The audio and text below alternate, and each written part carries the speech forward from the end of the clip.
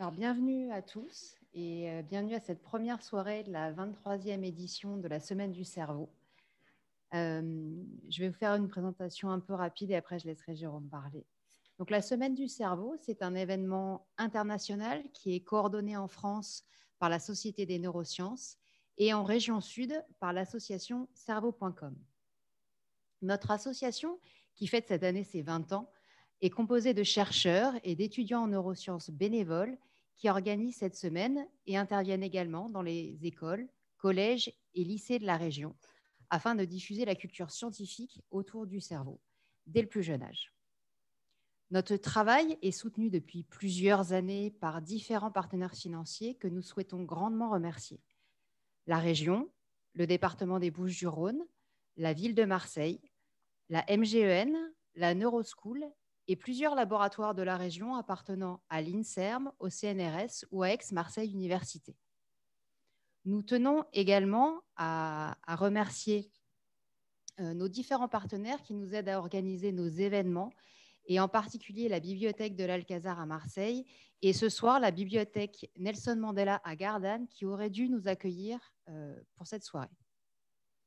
Donc cette année, suite à l'annulation de l'édition 2020, nous avons redoublé d'efforts afin que cet événement soit maintenu et de vous offrir un beau programme accessible au plus grand nombre sous la forme de conférences à distance.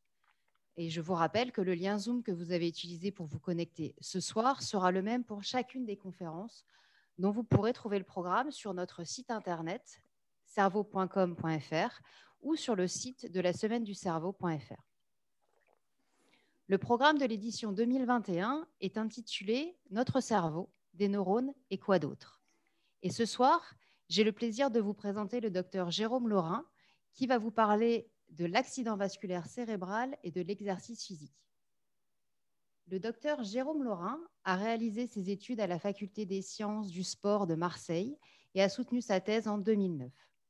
Son travail de recherche a pour but de comprendre le rôle de l'exercice physique sur le cerveau et par extension, les bienfaits du sport dans la rééducation fonctionnelle suite à une pathologie telle que l'AVC. Il est actuellement maître de conférences à la Faculté des sciences du sport, où il enseigne la physiologie de l'exercice, l'entraînement, l'évaluation de la performance, ainsi que les répercussions de l'exercice sur le cerveau. Depuis fin 2019, il a rejoint l'Institut de neurobiologie de la Méditerranée, l'INMED, où il développe une étude sur les conséquences de l'exercice physique et autres traitements complémentaires sur la plasticité cérébrale et surtout la récupération fonctionnelle après un AVC. Je vais donc laisser la parole au docteur Jérôme Laurin et pendant toute la conférence, vous pourrez poser vos questions via le chat, comme Christophe vous a présenté juste avant. Et à la fin de la présentation, j'essaierai de résumer vos questions afin que le docteur Laurin puisse y répondre. Jérôme, la parole est à toi. Merci Florence pour cette introduction. Bonjour à toutes et à tous. Merci d'être présents ce soir pour cette conférence. Je vais remercier bien sûr les organisateurs de la Semaine du cerveau de m'avoir invité et aussi d'avoir pu maintenir cet événement malgré les conditions actuelles. Je me doute bien que ça a été un peu plus compliqué que d'habitude, donc merci pour ça. La thématique de cette année qui porte, comme l'a dit Florence Molinari, sur qu'est-ce qu'il y a d'autre à part les neurones dans le cerveau, ça va nous permettre d'avoir ce soir un autre regard sur cette pathologie que vous connaissez tous plus ou moins, qui est l'accident vasculaire cérébral, les AVC. Un autre regard parce qu'on va s'intéresser aux cellules qui vont constituer l'entourage des neurones, l'environnement des neurones. Or, la définition classique de l'AVC, la plus répandue, c'est l'obstruction d'une artère cérébrale par un caillot de sang qui vient alors priver les neurones d'oxygène et de substrats énergétiques dont ils ont besoin pour fonctionner, et ces neurones vont donc mourir. Mais ce soir, on va surtout regarder l'effet de l'obstruction de l'artère cérébrale et de la conséquence sur la mort, plutôt sur les cellules qui vont réagir à ça, à cette mort neuronale. Donc l'idée de ce soir, ça va être de prouver qu'il ne faut pas s'intéresser qu'aux neurones pour comprendre l'AVC. Il faut s'intéresser aux autres cellules du système nerveux central, déjà quand on veut tester l'efficacité d'un traitement. Donc on va aussi prouver que ces cellules sont indispensables pour ça. Mais on va aussi prouver que ces cellules environnantes, elles sont indispensables quand on veut trouver un nouveau traitement. Et parmi ces différents traitements, eh bien, il y a l'exercice physique que je connais un petit peu mieux que les autres. Mais ce n'est pas tout. On verra que l'exercice physique à lui tout seul, ça ne suffit pas. Donc, on va parler aussi des autres traitements. Mais alors, pour commencer, quand même, on va rappeler les conséquences de cette pathologie, de l'AVC. Tous les thérapeutes vous diront qu'il n'y a pas deux patients AVC pareils, et c'est vrai, mais il y a des grandes conséquences de l'AVC. Et je vais vous les décrire en reprenant la description qu'en fait l'écrivain Stefan Zweig. Je ne sais pas si vous voyez mon curseur, d'ailleurs. Là, vous devrez certainement le voir, Stefan Zweig, qui, dans ce très beau petit livre historique, eh bien, raconte l'histoire de la résurrection d'Heindel, ce musicien du XVIIIe siècle, qui était à une époque un peu stressé, ça ne marchait pas très bien pour lui, il n'était pas très populaire, et il a fait un AVC. Il est tombé, et quand le médecin est arrivé, Stefan Zweig décrit l'AVC, le diagnostic du médecin. Donc c'était le 13 avril 1737. Et là, quand le médecin arrive, il remarque que l'œil droit est fixe, l'autre vivant, comme il dit. Il soulève le bras droit, le bras retombe, comme un mort. Le gauche, pas du tout, il reste dans sa position.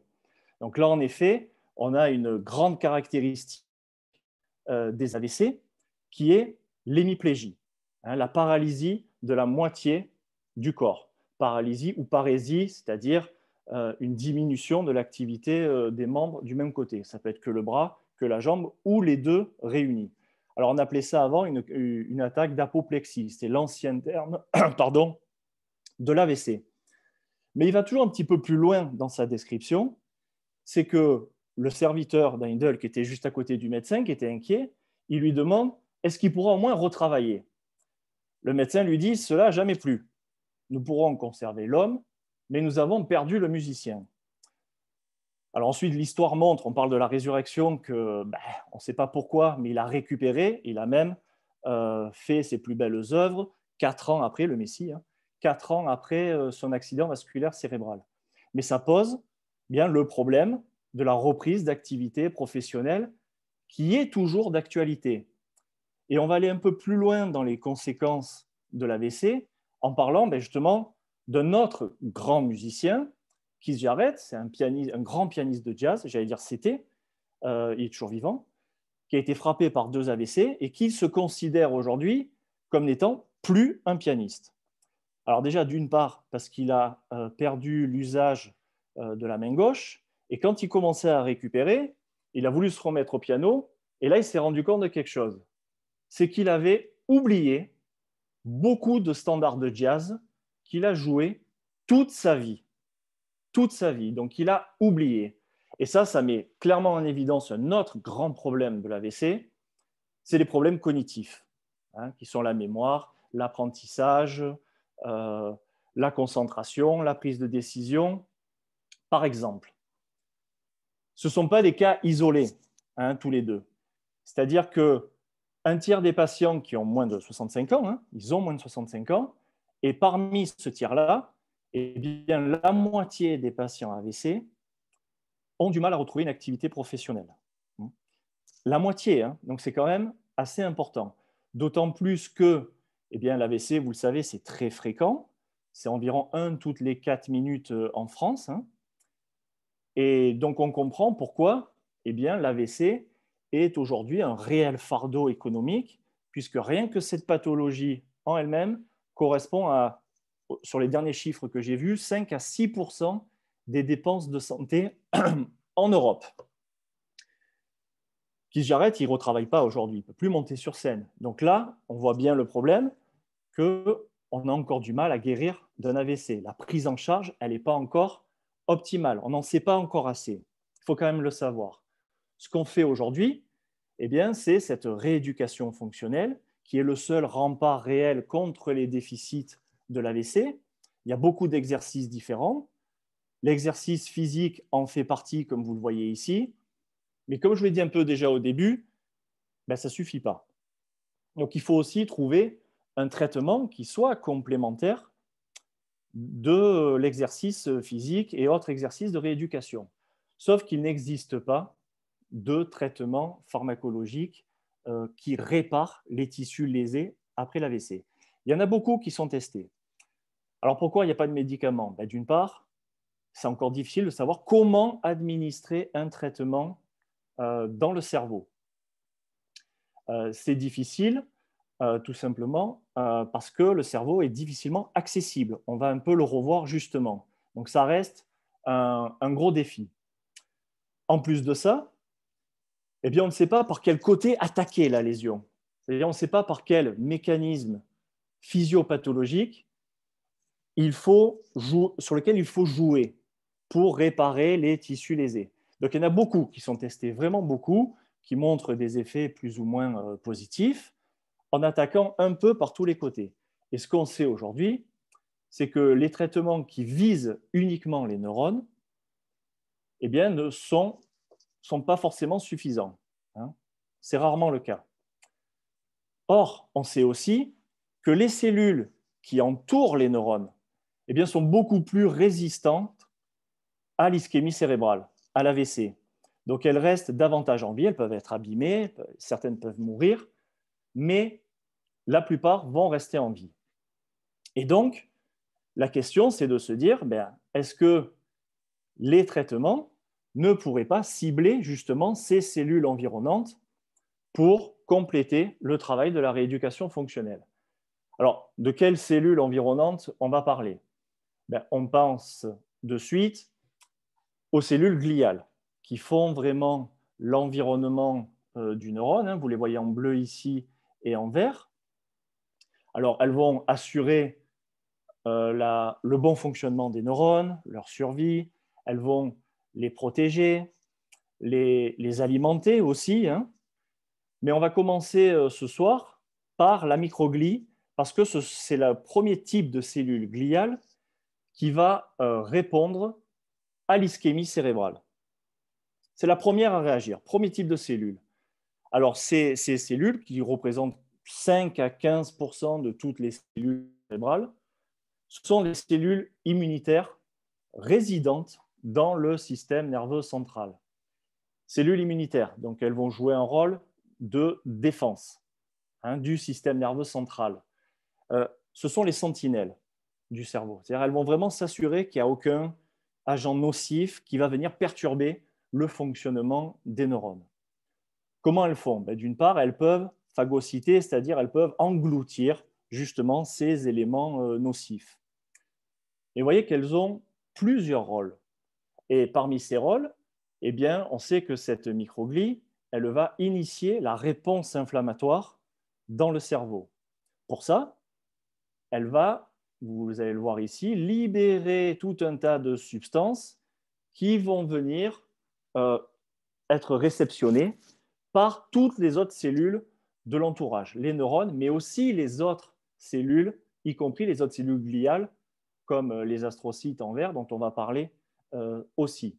Donc il y a une réelle communication entre ces cellules. Même si on les voit les unes après les autres, sachez qu'elles travaillent ensemble, elles coopèrent, elles s'entraident, elles se complètent même. Hein. Et puis il y a un autre rôle qui est un peu plus récent, hein, donc forcément un peu moins bien connu, c'est que cette microglie, elle va aussi jouer un rôle dans la plasticité cérébrale, c'est-à-dire dans la réorganisation du système nerveux de manière structurelle et fonctionnelle suite à une stimulation extérieure environnementale. Alors, par exemple, eh bien, elle va permettre de former, de supprimer, de réguler l'activité des synapses, c'est-à-dire ce qui fait la connexion entre les neurones. mais elle va aussi jouer sur le développement des neurones eux-mêmes. Il y a un vrai rôle dans la plasticité du système nerveux central. Alors pourquoi ce sont les premières à réagir après un AVC? Eh bien, quand les neurones vont être lésés par l'ischémie cérébrale, il y a tout un ensemble de molécules très différentes qui vont venir se projeter sur la microglie. Alors, on les regroupe sous le terme de DAMS, mais il y a plein de choses différentes, des débris, de neurones, etc., etc. Vont venir se projeter sur cette microglie résidente qui est là à l'état quiescente. Elle surveille, vous voyez, avec ses ramifications, ses prolongements. Et quand elle va recevoir ces différentes substances, eh bien, elle va réagir à ça. Et elle va réagir en changeant de forme. Mais elle a plusieurs formes. La première, on l'a vu un peu tout à l'heure, c'est qu'elle va s'arrondir. Et l'autre forme, c'est que ces prolongements vont s'épaissir.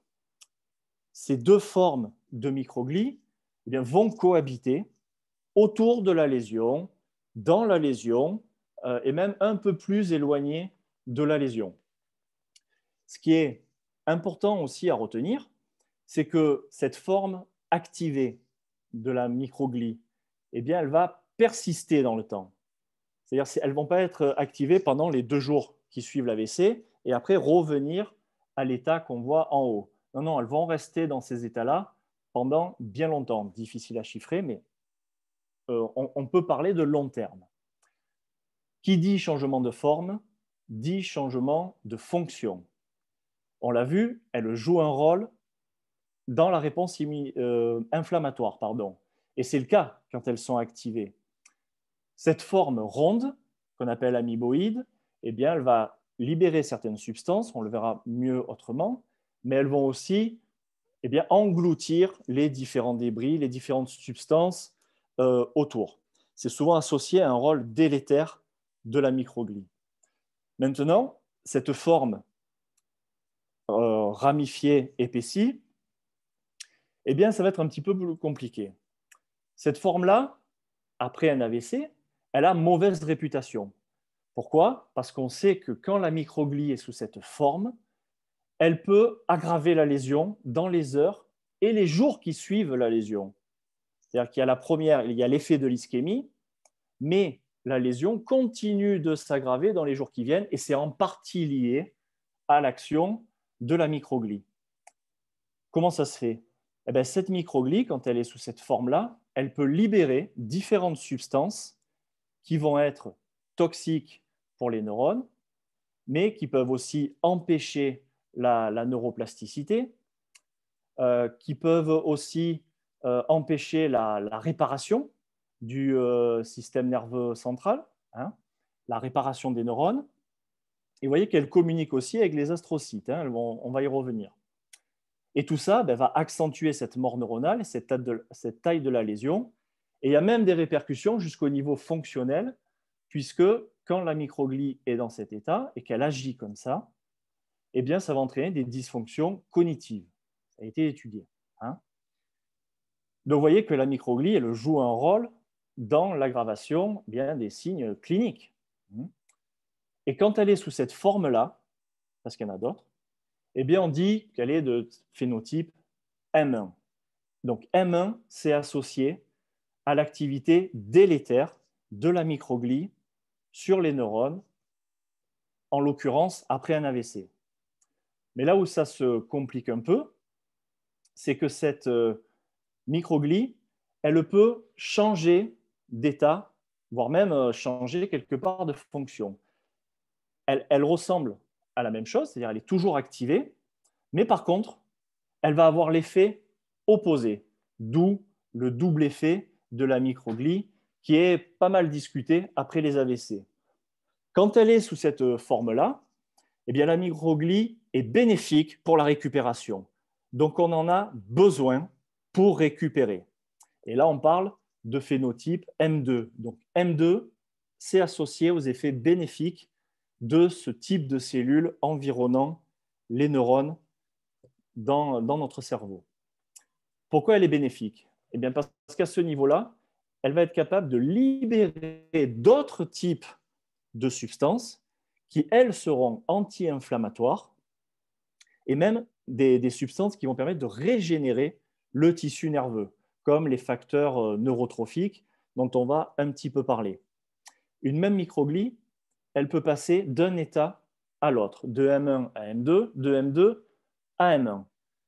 Alors, elle est très connue pour son profil M1, parce que c'est le cas directement après la lésion. Après, certains montrent un passage en M2, donc un effet bénéfique de la microglie. Et quelquefois, sur le long terme, on voit que le profil M1 peut prédominer sur le profil M2. Il y a toujours un qui prédomine sur l'autre, mais les deux vont cohabiter. On ne sait pas bien encore comment ça marche, évidemment, mais ça a été remarqué. Donc, toutes ces substances-là qui vont être libérées vont être bénéfiques pour la plasticité cérébrale et la réparation des tissus. C'est-à-dire qu'on va pouvoir fabriquer plus de neurones, on va pouvoir renforcer les connexions synaptiques entre les neurones, donc la communication, la transmission de l'information entre neurones, et assurer la survie des neurones.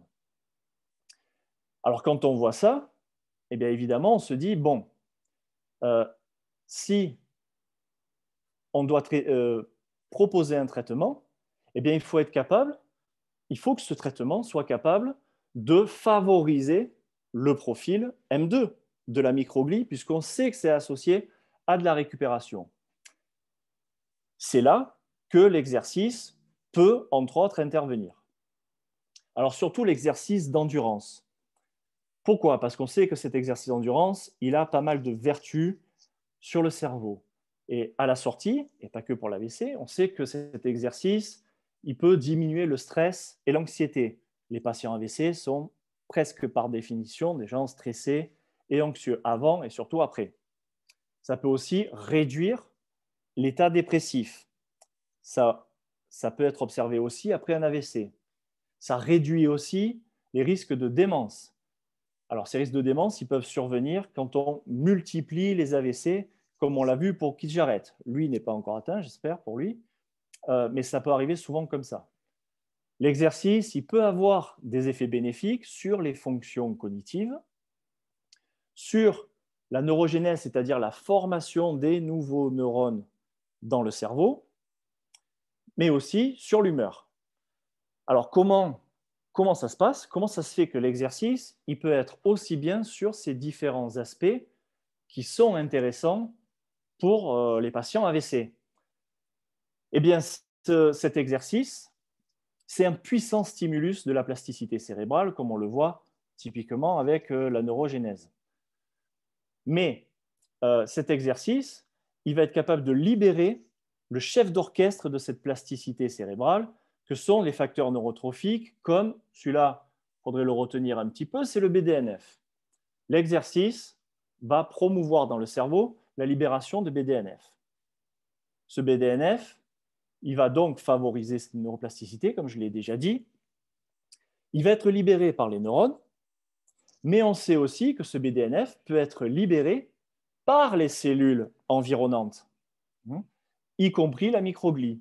Et dans les substances représentées en vert ici, qui correspondaient au profil bénéfique de la microglie M2, le BDNF est inclus dedans. Alors la question, c'est de savoir si l'exercice physique va entraîner une libération de BDNF après un AVC. Alors on a testé ça il n'y a pas si longtemps et on a remarqué que du côté de la lésion que vous avez ici, l'exercice a finalement peu d'effet additionnel sur le BDNF. C'est-à-dire qu'il va être naturel pour tenter de réparer ce qui a été endommagé, mais l'exercice ne joue pas tellement à ce niveau-là. En revanche, du côté non lésé, du côté controlésionnel, l'exercice va booster la sécrétion de BDNF uniquement dans les groupes qui sont entraînés. Alors, quel intérêt d'agir au niveau controlésionnel? On sait que cette partie du cerveau, celle qui n'a pas été touchée directement par la lésion, va jouer un rôle aussi dans la récupération fonctionnelle après un AVC. Si on booste la plasticité, entre autres par du BDNF, eh bien, on peut avoir une meilleure récupération fonctionnelle. Et ça a été le cas. Hein. Pas pour tout, mais on sait que ça a amélioré quand même la récupération fonctionnelle. Donc l'exercice, il est bénéfique à ce niveau-là, plus précisément. Mais ce BDNF-là, qui a été libéré, est-ce qu'il vient des neurones? Est-ce qu'il vient de la microglie, des astrocytes ou des trois? Eh bien, on avait mesuré justement l'effet de ces exercices au niveau de la microglie. Et on a remarqué qu'un entraînement, alors les HIT sont ces formes d'entraînement intenses, on pourra en reparler après, hein, bien sûr, si vous voulez. Eh bien, cette forme d'entraînement va changer la forme de la microglie. C'est-à-dire les formes qui étaient avant, pour ceux qui ont fait un AVC, là, pour l'AVC, la forme était plus arrondie, comme on l'a vu, hein, phagocytose, libère des substances pro-inflammatoires négatives. Eh bien, après l'entraînement, on a des formes plus ramifiées qui peuvent être, on l'a vu, M1 ou M2. Sauf qu'on a montré aussi que l'entraînement diminuait les facteurs inflammatoires qui sont associés à de l'aggravation de la lésion après l'AVC, donc de type M1. Et associé à ça, eh bien, il y avait une amélioration des capacités physiques d'endurance. Et ce n'est pas anodin, parce que ces capacités d'endurance, elles jouent un rôle clinique majeur. Elles témoignent vraiment d'une récupération fonctionnelle après un AVC, et donc c'est toujours dommage de les négliger. Mais on a vu que l'exercice eh bien, agissait peu au niveau ipsilésionnel, c'est-à-dire dans la lésion. Et donc, c'est bien de le compléter, hein, parce que ce n'est pas parfait non plus. Et pour le compléter, eh bien, il y a les traitements pharmacologiques. Et pour vous montrer, certains ont utilisé des agents pharmacologiques qui vont cibler vraiment ce type de cellules, la microglie. Et une des premières règles qui est apparue dans la littérature, c'est que les traitements ne doivent surtout pas supprimer la microglie. Ça a déjà été testé chez l'animal. Et on a vu que quand il n'y a pas de microglie, ni M1, ni M2, ni son côté maléfique, ni son côté bénéfique, eh bien, la situation est bien pire. Les conséquences de l'AVC sont beaucoup plus graves si on supprime la microglie. Donc, au contraire, il faut, comme l'a fait un petit peu l'exercice là, il faut favoriser son versant bénéfique pour la récupération. Je vous donne juste un exemple, il y en a plusieurs qui ont été testés, mais la minocycline, c'est un antibiotique qui, vous le voyez, a été injecté dans le site lésionnel. Alors là, on voit l'activation de la microglie après une lésion cérébrale. On voit qu'elle est très activée. Et après des semaines de traitement à la minocycline, eh bien, on voit que cette activité microgliale, elle diminue. Elle diminue, mais c'est surtout la partie M1, la partie délétère qui a diminué, et la partie M2 n'a pas été affectée. Donc ça, c'est plutôt intéressant, puisqu'on a levé le mauvais côté et on a conservé le bon côté de la microglie. Donc, libérer les bonnes substances. Et pourquoi on sait que c'est bien? Eh bien, parce que ces différents auteurs ont montré qu'associé à ce traitement, eh bien, la formation des nouveaux neurones autour de la lésion eh bien, était renforcée par ce traitement-là. Et quand on est capable de fabriquer ces nouveaux neurones, eh bien, la récupération fonctionnelle est améliorée. Donc, vous voyez, là, c'est un autre moyen qui montre eh bien, que cette microglie, il faut vraiment s'en soucier quand on veut trouver un nouveau traitement, parce que si on comprend la microglie, on peut utiliser les agents qui permettent de l'utiliser au mieux, hein, de la transformer, de la mettre dans l'état qu'il faut. Mais un autre rôle de la microglie, eh bien, c'est d'activer les autres cellules gliales. Ces copains sont les astrocytes, hein, que vous avez ici représentés en jaune. Ce sont des cellules de l'environnement aussi, qui sont en forme d'étoile et qui sont bien plus nombreuses que les neurones dans un cerveau. Cet astrocyte, rapidement, hein, il se situe entre les vaisseaux sanguins et les neurones, et lui aussi va avoir des rôles multiples. Le premier, ça va être bien, de nourrir les neurones, puisque le glucose qui est dans le sang, ici, vous voyez qu'il passe par les astrocytes pour aller nourrir les neurones. Autre point, les astrocytes, au niveau des vaisseaux sanguins, vous voyez qu'ils vont entourer les vaisseaux sanguins, hein, pour faire partie de la barrière hémato-encéphalique. C'est vraiment une barrière, hein, contre les agents infectieux, les agents nocifs qui pourraient rentrer dans le système nerveux central. Donc on voit bien que ces astrocytes, ils jouent aussi un rôle immunitaire à leur manière, qui complète celui de la microglie. Donc c'est évidemment nécessaire. On voit que ce cerveau est très bien protégé grâce, entre autres, à cette barrière hémato-encéphalique. Mais quand on veut faire un traitement, il faut que le traitement, si on l'injecte dans le sang, il puisse passer cette barrière hémato-encéphalique. Et ça, ce n'est pas toujours le cas. Donc c'est un problème pour les traitements, comme on disait au tout début de la présentation. Un autre effet des astrocytes bien connu, c'est celui-là au niveau des synapses, au niveau de la communication entre les neurones. Les astrocytes, vous voyez, ils font partie de cette synapse, hein. C'est vraiment un travail de ces trois éléments, c'est-à-dire le neurone présynaptique, postsynaptique et les astrocytes. Qu'est-ce qu'ils vont faire? Ils vont réguler justement la transmission des informations d'un neurone à l'autre. Cette transmission se fait par la libération de neurotransmetteurs.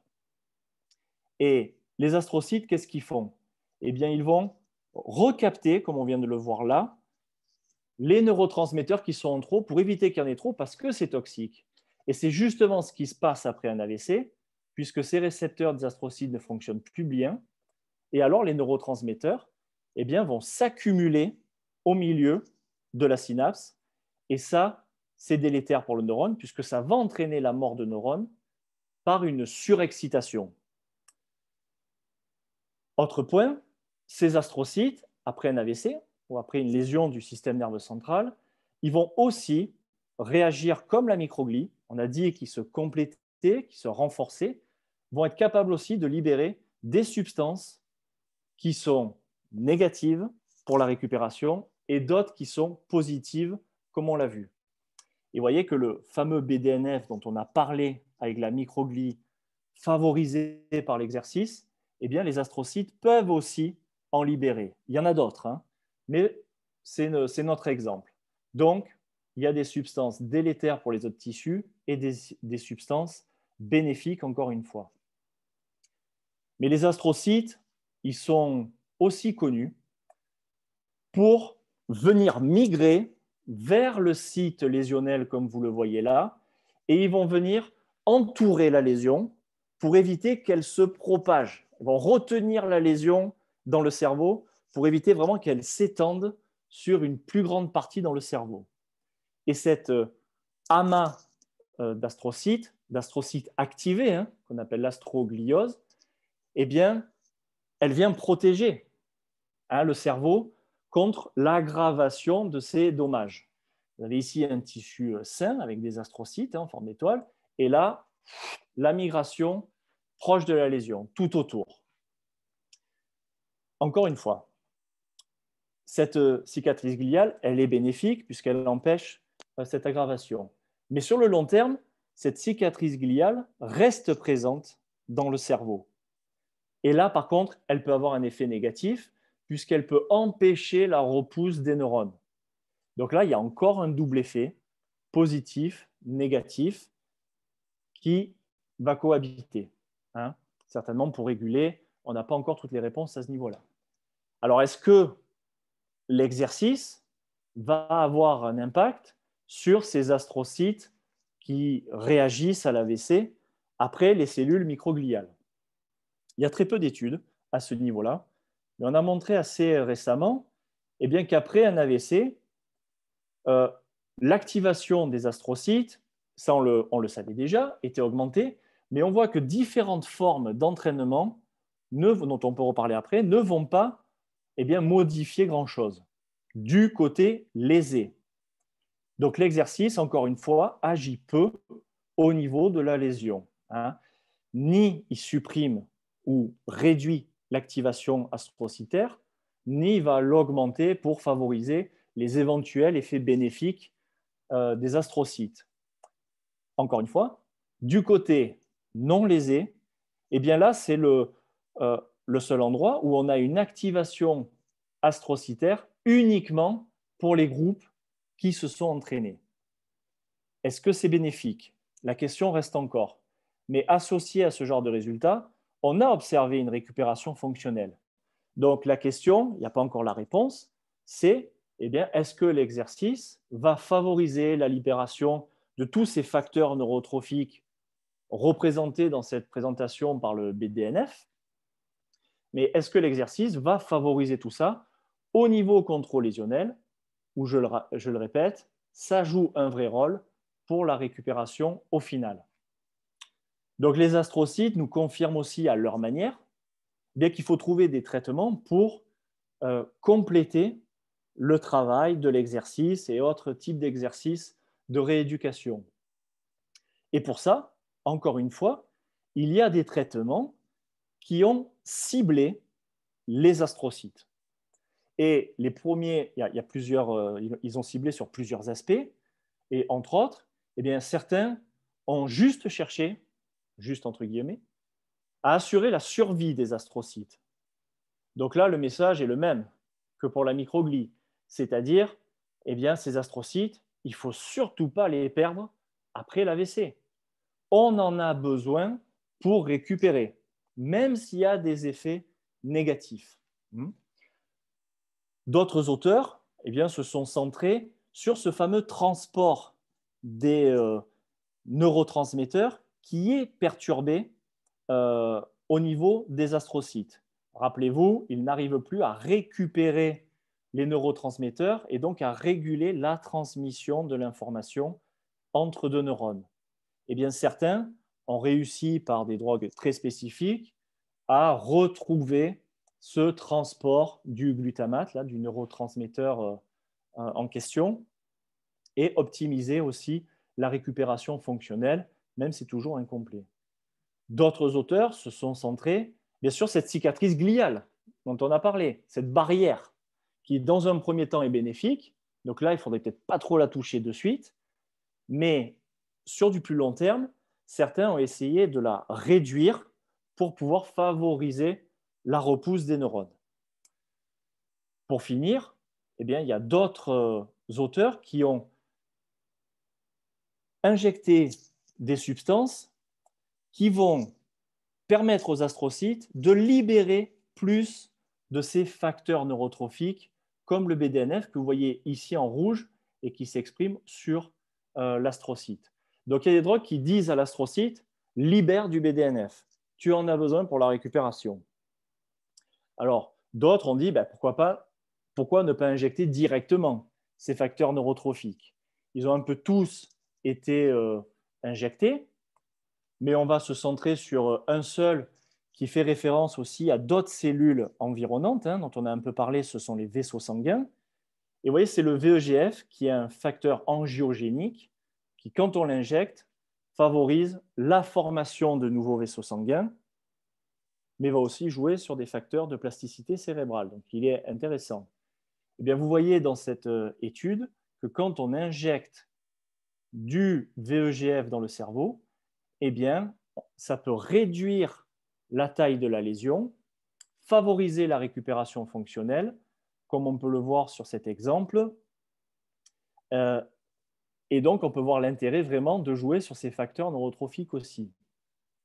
Alors, pour conclure cette présentation, on a vu que ces cellules environnantes des neurones ont leur part de responsabilité dans la récupération fonctionnelle des patients AVC et qu'on ne peut pas s'en affranchir pour optimiser la prise en charge des patients, aussi bien quand on veut tester un traitement que quand on veut en chercher des nouveaux. Ces cellules ont longtemps été associées à des effets négatifs, mais on a vu que si on les supprime, l'état s'aggrave. hein. Donc, elles sont indispensables à condition qu'on puisse les orienter vers leur bon côté et limiter vraiment leur côté délétère pour les cellules dès que possible.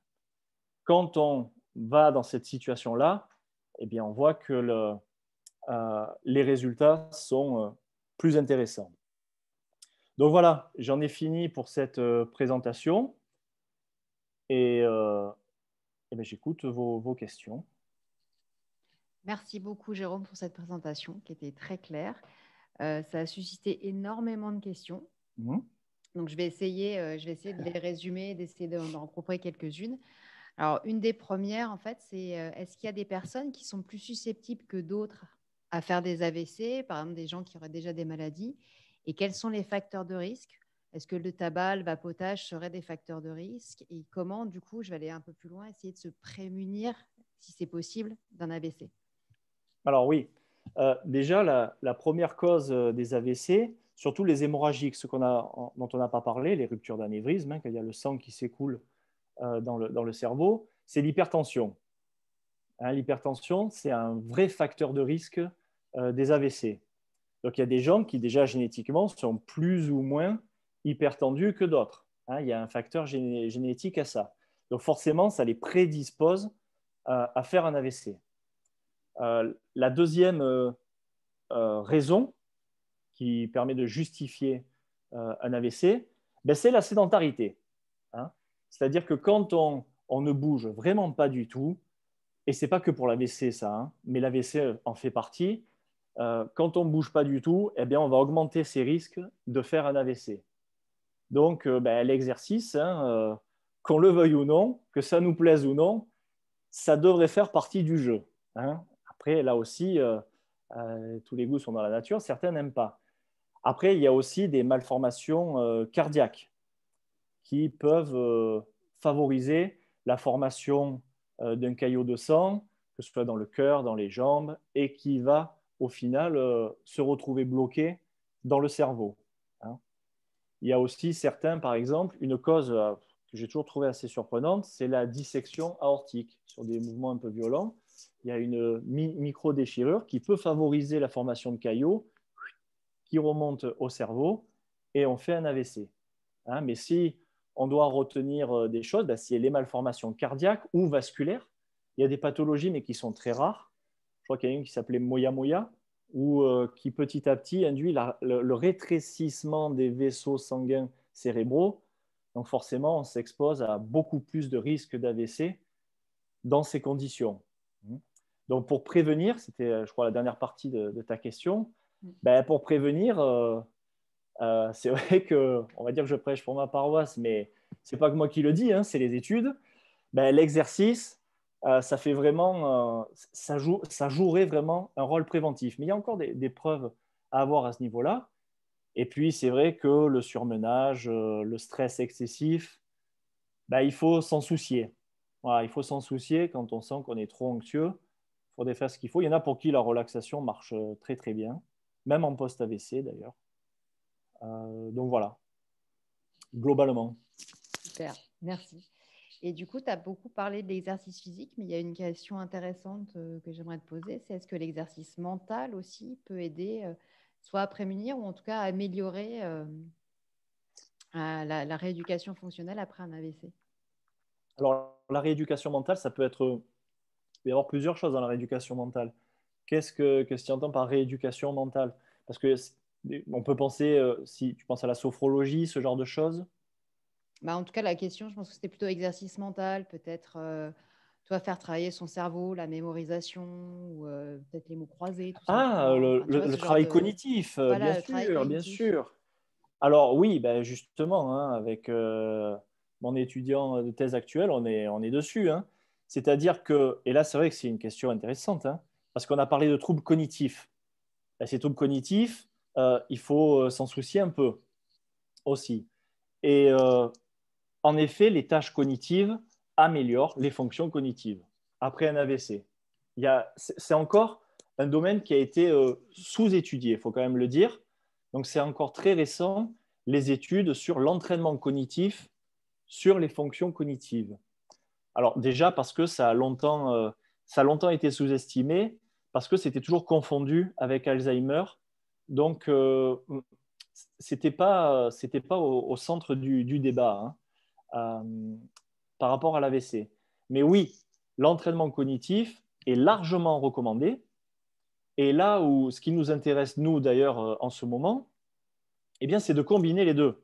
C'est-à-dire l'entraînement physique qui va booster la plasticité cérébrale avec l'entraînement cognitif qui permettrait eh bien, d'utiliser cette plasticité cérébrale pour des tâches intellectuelles précises. Hein, puisque en plus, ces problèmes cognitifs, on a parlé du retour à la vie professionnelle, c'est surtout eux, hein, qui sont limitants. Surtout les problèmes aussi de concentration, d'attention. Et donc, faire ce genre d'exercice dans la rééducation post-AVC, quand les troubles cognitifs sont identifiés, c'est largement recommandé. D'accord, merci. Justement, en parlant de localisation de l'AVC, est-ce que les troubles cognitifs sont liés justement à cette localisation? Et surtout aussi, est-ce que du coup, tous les effets qui sont liés à l'AVC en termes local vont-ils rester locaux ou vont-ils se répercuter sur tout le cerveau? Alors, oui, bien sûr, hein, les patients AVC n'ont pas de pareil parce qu'ils n'ont pas tous exactement la même lésion. Donc, ce n'est pas toujours exactement les mêmes zones qui sont touchées. Et donc, il y a des zones qui sont plus impliquées dans la cognition, le cortex préfrontal, l'hippocampe. Donc, quand ces zones sont touchées de près ou de loin, bah, évidemment, on peut avoir des déficits cognitifs. Ensuite, alors est-ce que la lésion, elle peut s'étendre? Alors, normalement, après, elle reste la lésion telle qu'elle est dans les années à venir, mais on a vu justement par ces cellules environnantes que ces cellules sont justement activées, même un peu éloignées de la lésion. Par exemple, les astrocytes qui sont autour de la lésion envoient des informations via le calcium à de la microglie qui est très éloignée de l'autre côté. C'est pour ça aussi qu'on avait de la microglie ronde au niveau controlésionnel. Mais sur les parties plus éloignées, ce n'est pas un effet direct. Hein, c'est-à-dire la lésion ne va pas bouger d'elle-même, elle va rester à sa place, mais elle va avoir quand même une onde de choc jusque dans la moelle épinière d'ailleurs, hein, parce qu'il y a de la plasticité aussi dans la moelle épinière après un AVC. Donc l'AVC, il est au niveau du cerveau, mais il y a aussi des lésions dans la moelle épinière. En fait, pas des lésions, pardon, une plasticité. C'est un peu comme un caillou qu'on jette dans l'eau. Hein. Ça se répercute. J'espère que ce sera clair pour les gens. Et justement, en parlant justement tout à l'heure d'activation de la microglie de M1, M2, il y avait une remarque très, très, très, très juste. Hein, c'est est-ce que toutes les cellules du corps ont ce côté un peu good guy, bad guy? Et alors, je ne sais pas trop, je crois que ça existe, je suppose, ailleurs. Hein. Mais je ne pourrais pas répondre précisément, en tout cas. Mais des doubles fonctions comme ça, je réfléchis. Bon, je n'ai pas tellement d'exemples à donner hein, sur une double fonction. Non, pas vraiment. Je ne sais pas trop. en tout cas, pour les astrocytes et la microglie, c'est clair qu'au Oui. début, c'est bénéfique. Et le problème, c'est que c'est toujours la balance entre un peu, ça va, mais trop, c'est jamais bon, quoi. Mm. Et tu parlais aussi que les microglies permettaient de sécréter justement des substances qui permettaient de la neurogénèse, en fait, la formation de nouveaux neurones. Pareil, est-ce que ça reste assez localisé? C'est spécifiquement pour réparer la lésion ou est-ce que du coup, ça va avoir tendance à améliorer la neurogénèse un peu plus largement, on va dire? Il n'y a pas vraiment de preuves hein, pour cette. C'est une bonne question, hein, évidemment. Mais cette neurogénèse, on sait que même si, par exemple, l'hippocampe, hein, la zone associée à la mémoire, globalement, n'est pas affectée directement par la lésion, ben, il va y avoir de la neurogénèse dans cette zone-là, puisque c'est dans cette zone-là qu'on a une des zones où on la voit le plus. Après, certains ont montré aussi une neurogénèse relativement localisée, hein, après une lésion. Donc, à d'autres endroits où normalement il n'y a pas de neurogénèse à l'âge adulte, eh bien, on pourrait en voir. D'accord. En termes de, on va dire de traitement, tu disais en début qu'il n'y a pas vraiment de traitement, même si tu as commencé à montrer quelques pistes. Oui. Est-ce que justement, est-ce qu'il y a des recherches qui sont faites, je ne sais pas, peut-être sur les cellules souches, peut-être pour injecter au niveau de la lésion, pour améliorer justement peut-être la neurogénèse ou améliorer la sécrétion peut-être de BDNF? Oui, oui, les cellules souches, elles sont pas mal étudiées, hein, après AVC. Mais alors, il y a un problème quand même, enfin évidemment, on va dire, c'est que ces cellules souches survivent très très peu une fois qu'elles sont injectées. C'est moins de 5% des cellules souches injectées qui vont arriver à prendre racine et à devenir fonctionnelles. Donc ça fait peut-être référence au fait que les injecter comme ça ne suffit pas. Il faudrait peut-être il y en a qui ont essayé et qu'on essaie aussi de faire, c'est de les encapsuler dans des gels ou dans des, des substances qui peuvent aller dans le cerveau et qui peuvent les maintenir à leur place et favoriser leur développement au cours du temps. Et ça, c'est évidemment une question très complexe. Il y en a qui le font, hein, de mettre des cellules souches dans des hydrogels qui donnent des résultats corrects, mais d'un point de vue technologique aussi, la manière, ce que je disais un peu au début, la manière d'injecter ces traitements est encore un gros challenge, un gros défi. Mm. Et attends, j'essaye de faire un peu le résumé de tout le monde. Justement, là, tu viens de parler un peu d'hydrogel. Je crois que tu avais travaillé dessus. Est-ce que justement, ça c'est un peu, enfin, où en est l'avancée justement des recherches de ces hydrogels et de la libération en fait de certaines substances au niveau de la lésion, plus l'effet de l'entraînement pour avoir un double effet, on va dire, une meilleure amélioration de l'AVC. Où est-ce qu'on en est là en termes de recherche? Alors, il y a pas mal d'hydrogels qui sont testés. Nous, c'est vrai qu'on en a un en cours qui a été un petit peu optimisé parce que ces hydrogels sont des gels qui sont quasiment composés que d'eau et qui ont les mêmes propriétés mécaniques que les cellules du système nerveux central. Et donc, l'injecter dans un cerveau, a priori, on le fait bien chez l'animal, ne pose pas de problème plus que ça, en lui-même, l'hydrogel. Maintenant, il y a des constituants qui, quelquefois, peuvent être un petit peu toxiques, mais il y en a très peu de ces constituants. Et là, on a, pour nous, amélioré l'hydrogel en utilisant des substances qui sont cliniquement reconnues. Hein, donc là, c'est de la pure chimie. C'est avec nos collègues de Saint-Jérôme, hein, de l'ICR, qu'on fait ça.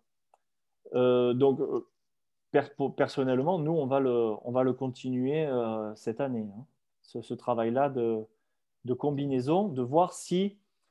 Enfin, l'idée vraiment des hydrogels, c'est une des grandes questions après l'AVC, de la manière d'injecter les traitements, c'est de délivrer l'hydrogel directement dans la zone lésée, dans la zone qui est morte, hein, pour agir uniquement dans cette zone lésée et pas de partout. C'est-à-dire que quand on injecte un traitement en intraveineuse, par exemple, dans le sang, eh bien, ce traitement, il va se diffuser de partout. Et de partout, ça veut peut-être dire qu'il va aussi interagir avec d'autres organes. Et ça, c'est une source d'effets secondaires. Hein. On le sait, ça peut agir bien, pas bien sur différents organes. Donc, pour éviter tous ces effets secondaires, c'est vrai que l'administration directe dans le cerveau semble intéressante. Maintenant, il y a un côté éthique aussi qu'on ne peut pas ne pas prendre en compte, c'est qu'une injection intracérébrale, même si c'est tout à fait possible hein, en chirurgie, y compris chez l'homme, là, ça consisterait à avoir une seule injection et pas plus pour que le médicament ensuite se diffuse au cours du temps sans plus rien retoucher, en évitant de faire des injections dans le bras répétées, ce genre de choses. Et puis, l'autre intérêt, de ce type de traitement, c'est que ça permet de contourner la fameuse barrière hémato-encéphalique dont on a parlé, puisque avec cette barrière, même si elle est abîmée pendant les premiers jours après l'AVC, eh bien, quand on injecte un traitement dans le sang, on ne sait pas quelle est la quantité de ce médicament qui va atteindre les cellules nerveuses, les neurones et autres. Donc l'hydrogel permet d'avoir un meilleur contrôle à ce niveau-là et de contourner justement cette barrière hémato-encéphalique. Ça contourne ce problème-là. Il faudrait faire. Au niveau clinique, on n'y est pas encore, aux hydrogels, que ce soit clair. C'est vrai que c'est en bonne voie. Il y en a qui veulent le tenter dans la moelle, par exemple, pour les lésions de moelle épinière. Mais pour l'instant, on n'en est pas encore au stade de la clinique. Entre autres pour aussi des raisons éthiques et administratives assez qu'on peut comprendre, bien sûr. Et donc, du coup, pour l'hydrogel, il n'y a pas d'essai clinique Non, actuellement. non. Est-ce que tu sais s'il y a d'autres traitements qui sont en essai clinique autres que l'hydrogel Actuellement, non. Je sais pas ce qui est testé actuellement. Il y en a eu beaucoup, mais à chaque fois, c'est vrai que chez l'homme, donc en clinique, ben, les résultats sont jamais ce qu'on attend. Il n'y a qu'un seul traitement qui est utilisé, c'est un antithrombolytique, c'est le RTPA, qui lui va dissoudre le caillot et donc éviter que l'ischémie reste trop longtemps. Mais on ne peut pas se limiter à ça, puisque ce RTPA, il n'est valable, il n'est possible, il n'est intéressant que si on l'injecte dans les 4 heures après l'AVC. Or, certains, le temps que ce soit détecté et qu'ils arrivent à l'hôpital, c'est plus que 4 heures. Il y a toutes les tranches horaires possibles, inimaginables. Et d'autant plus que certains, ceux qui peuvent en bénéficier, en gros, il n'y en a que 5% des patients AVC pour qui c'est intéressant. Donc, c'est déjà bien pour eux, bien sûr, mais c'est très, très insuffisant. Alors là, j'ai une autre question qui nous demande si les oligodendrocytes, donc qui sont donc ces cellules qui permettent justement d'accélérer le passage, Fabriquer la myéline. voilà, est-ce que ils sont également impactés dans les AVC Oui, et, oui, oui, oui, c'est l'autre. Alors, j'en ai pas parlé pour pas parler de tout, évidemment, pour se centrer sur quelques exemples, mais les oligodendrocytes aussi, qui à la base sont connus pour faire la myéline, sont capables de libérer des facteurs neurotrophiques et des substances inflammatoires. Donc, on retrouve aussi cette complémentarité entre les différentes cellules gliales. Après AVC aussi. Elles ont été moins étudiées. Il y a moins de succès pour les oligodendrocytes que pour les astrocytes qui sont ceux qui ont le plus de succès parce que c'est les plus nombreux. Et la microglie, maintenant, ça commence à devenir intéressant. alors là, j'ai une question qui est un peu plus, on va dire, compliquée, entre guillemets, qui n'est pas forcément scientifique. C'est est-ce que la communication entre les chercheurs et les praticiens, justement les médecins qui voient les personnes avec des AVC, elle est facile et est-ce qu'elle est, est-ce qu'elle est mise en place assez facilement, on va dire? Ça dépend où. Ça dépend où. Concrètement, c'est ça. Chez nous, c'est quand même, il faut avouer, c'est quand même un petit peu plus difficile. Que ailleurs, qu'aux États-Unis. Je l'ai toujours entendu dire. C'est vrai que nous, on essaie aussi, on y arrive. Il y a plein de, bien sûr, il y a plein de praticiens hospitaliers, de médecins qui sont tout à fait partants pour faire ça. Mais c'est vrai qu'après, dans les faits, ça peut être un peu compliqué. Ouais. Ça ne se fait pas tout seul, en tout cas, ça c'est sûr. Parce que il y a les labos d'un côté, il y a l'hôpital de l'autre, c'est pas toujours lié. Donc c'est vrai que d'organiser quelque chose, ça peut se faire. Récemment, pas pour l'AVC, mais je travaillais avec une médecin pendant 4 ans et encore aujourd'hui. Donc c'est bien sûr que c'est faisable, mais ça peut être compliqué. Voilà, ça c'est une réalité. Voilà. Et petite question aussi, est-ce que tu collabores avec d'autres chercheurs, pas forcément en France, mais ailleurs dans le monde, pour justement faire avancer plus vite ces recherches? Alors oui, on essaie aussi. On a nos Finlandais hein, dans l'équipe, par exemple. En ce moment, on est en contact aussi avec des Iraniens hein, qui sont dans cette recherche sur l'exercice et l'AVC, qui nous sollicitent.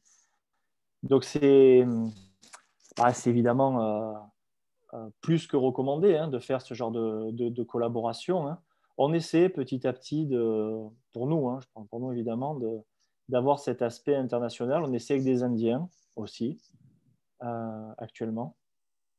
Donc oui, on recherche en tout cas ça. Parce que ça combine les expertises.